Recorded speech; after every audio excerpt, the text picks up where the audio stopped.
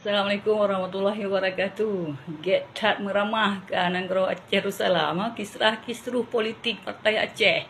Karma dibalas karma oleh Cik Mat. Cik Mat sekarang sudah seminggu yang lalu datang melenggang ke KPK bersama dua drongon, dua rakan untuk melaporkan dugaan korupsi yang dilakukan oleh Bapak Muzakir Manaf. Imbas dari mungkin beliau merasa terzalimi. Jadi membalas zalim itu dengan zalim ya. Cik Mat dipecat dari keanggotaan partainya di Partai Aceh dan anggota DPR-nya digantikan oleh Ibu Salma. Gebuka aib Muzakir Manaf dugaan korupsi sebesar penyuluhan salah 17 miliar yang harusnya diperuntukkan untuk kesejahteraan rakyat Aceh tapi disalahgunakan. Dan harapan kepada KPK di sana, kepada Gedung Merah Putih di sana, semoga bisa memproses ini secara hukum dengan adil ya. Walaupun Cik Mat hanya seorang masyarakat kecil sekarang dan beliau melawan seorang petinggi besar, tapi kamu tetap dukung Ron Cik Mat. Yang Ron lakukan adalah benar. Lon dukung Ron 1000%. Terlepas dari apakah itu akan menang atau akan kalah, Ron kalau melakukan yang harus sepatutnya Ron lakukan. Jadi Lon dukung Ron 1000%. Cik Mat semoga Ron menang ya. Semoga Ron menang. Amin. Kemudian catatan untuk Ibu Salma Bacut. Ibu Salma. Maaf Bu Salma, sebelum kamu rinong Aceh khususnya emak-emak yang sudah bersuami Malay dengan kelakuan Ron Pakon.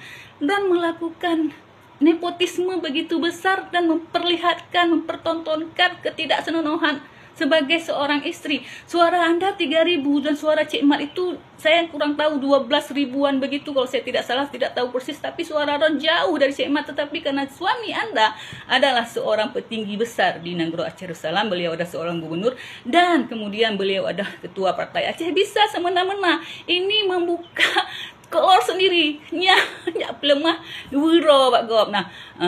Yang Ron lakukan yang cukup Malay kamu urinong Aceh lu rasa hanabinan ketika kita tidak mampu ya sudah berhenti, saya tidak mampu, ada orang lain yang lebih hebat untuk memajukan Nanggro karena Danyo ambisius untuk jadi seorang pejabat tapi kita tidak mampu. Masyarakat memilih siapa pada saat kemarin pemilihan?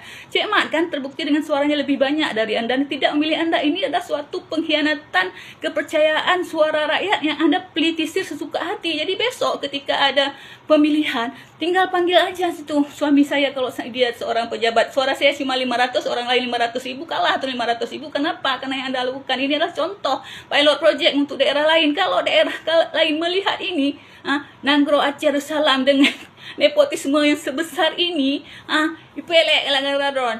Gara-gara Ron, Cupo Salma. Gara-gara Ron buat merayu-rayu abang benar leon jabatan. Aduh, hai Pocu Salma, teror. Assalamualaikum warahmatullahi wabarakatuh.